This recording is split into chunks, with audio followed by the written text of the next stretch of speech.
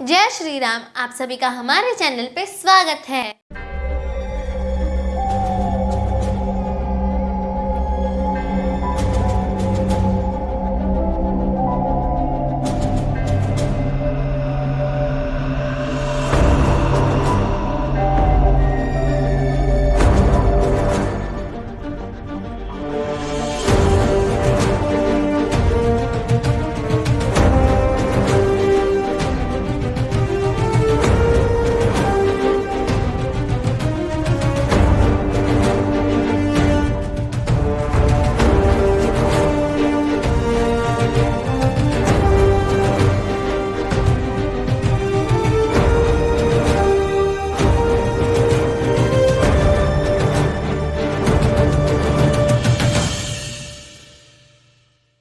ये 14th century की बात है, जब विजयनगर के राजा महाराज विरूपाक्ष थे। जिस समय वे राज्य पर शासन करते थे, उस समय ऐसे बहुत से वंशज थे जो राज करना चाहते थे। तो उन सब ने मिलकर महाराज विरूपाक्ष के ऊपर आक्रमण किया।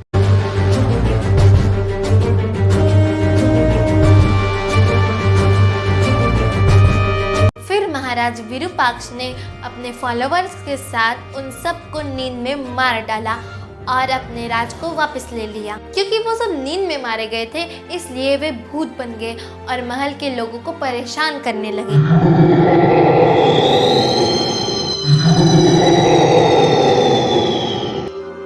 वो अपनी मृत्यु का प्रतिशोध लेना चाहते थे, इसीलिए वे वहां के लोगों को डराते थे। इस कारण महाराज विरूपाक्ष उस महल को छोड़कर दूसरे महल चले गए। तो इसलिए यह महल भूतिया बन गया था, और अगर उस महल में कोई भी जाता तो वहां के भूत प्रेत उन्हें परेशान करते और कभी कभी तो वो लोगों को मार डालते थे।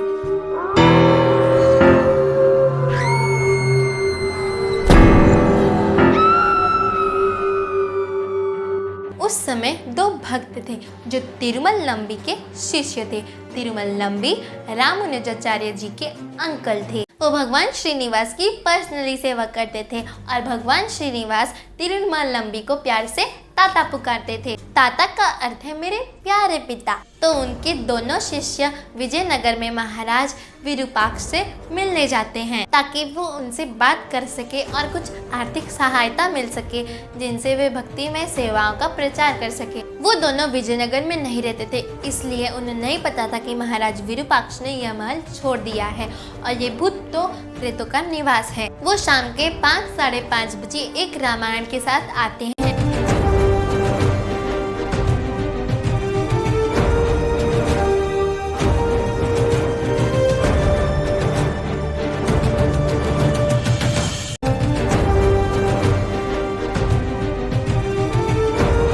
दरवाजे के पास आते हैं तो वहाँ के भूत प्रेत उनका दिव्य तेज देखकर उन्हें अंदर आने देते हैं। वो जब अंदर गए तो वहाँ लाइट तो थी, पर सिर्फ परछाइयां ही दिख रही थी, क्योंकि अब वो महल भूतों का था।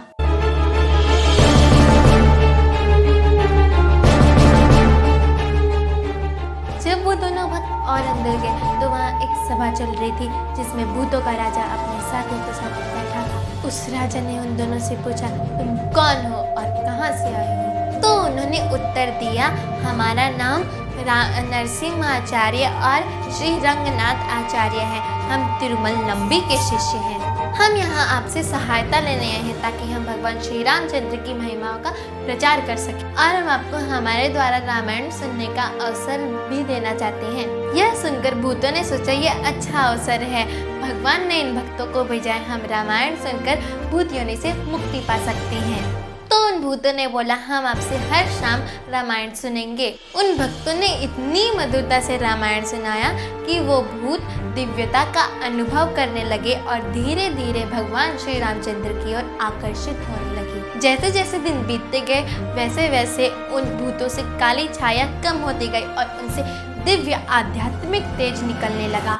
जब रामपट्ट अभिषेक होने में 1-2 दिन बचे थे, तो उन भक्तों ने राजा से अनुरोध किया कि रामपट्ट अभिषेक खत्म होने को आया है, अतः आप रामायण पूर्ण होने पर एक पर्व का आयोजन कर सकते हैं और भगवान को अर्पित कर सकते हैं।